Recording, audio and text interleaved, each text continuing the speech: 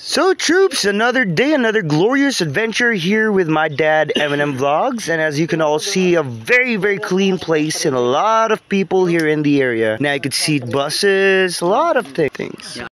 Look at my face. Dito ka troops, papagasa-up muna tayo para hindi tayo maubusan ng gas. Papunta kami sa tiyuhin ko. At this moment of time, let me go ahead and show you the Mactan Bridge. Mactan Bridge is actually a historical place where this bridge will connect in Cebu, Mandaue, and Lapu-Lapu City. Now you can see the marvelous view around. On the left side, you can see the first bridge that was made before. On the right side, you can see Opon side here in Lapu-Lapu. And also you can see the beautiful sea on the right side. Now, if you just take a closer look, you can see Marcelo Fernan Bridge. So, take a closer look, troops. Now on the left-hand side, you can definitely see the first bridge that was created way before this bridge was created. Because on that bridge, that was the first bridge that connects Mandaue to Lapu-Lapu. Dito troops, makikita natin sa kanan nga bahagi yung asinan, yung malalaking asinan dito sa Mandaue City. This is where they make salt, troops, and you can see the goats as well, huge goats. Now we're on our way to our uncle's place. Look at that. Dito ka troops, dito ang MC Brayones papuntang Cebu City. Dito kayo dadaan. So as you can all see, traffic is still here in the Philippines, troops. So finally, troops, we've crossed the bridge. Now we're in Mandaue City. So as of the moment, you can see here we just did a right turn because we're gonna go to Consolacion to visit our uncle. This is the road to Consolacion and Mandaue City on the left. Dito ka troops, makikita natin ang magandang tanawin. Yung mga barko nga sira, dito nila ilalagay para i-repair sa shipyard.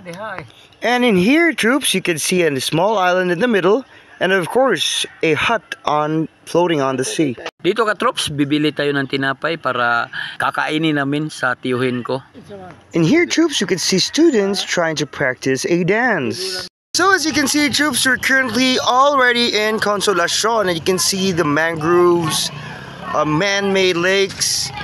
Look at the huts, troops. They actually have sea oysters there for sale, just very cheap. And on my back, troops, you can see students practicing their dance for Sinulog maybe, I'm not quite sure. But as you can see, my dad is buying something there as well. Okay, troops. Kain muna tayo ng taho. Okay. Ready ka, troops? For the next video.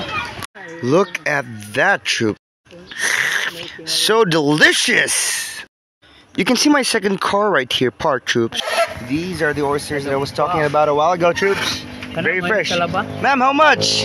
So 80 per kilo, troops. You can just visit this place near Consolacion and you're all good to go.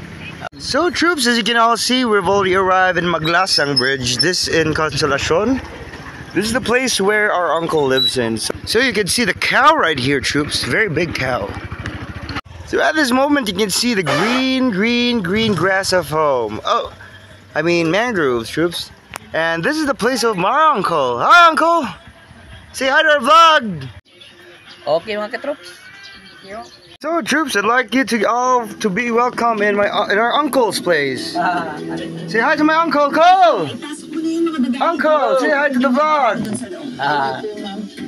So, as you can all see, troops, this is the house of our uncle. And you can see his bed. This is a province-style house, troops. There's my uncle right there. Dito mga ka-troops, nagpakulo muna ako ng tubig para sa kape natin.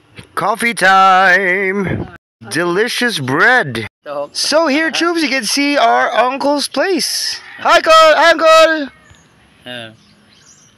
Alright, shout out to Uncle. Alright, as you can all see the very nice view here in his place. Look at the marvelous view. Hi, Dad! Hello! Nandito kami. Aalis na kami mamaya. Nakausap ko na yung tiyuhin ko. So mga ka-troops, hanggang dito na lang yung video namin mga ka-troops. Okay. So I hope you enjoyed the video, troops. God bless us all.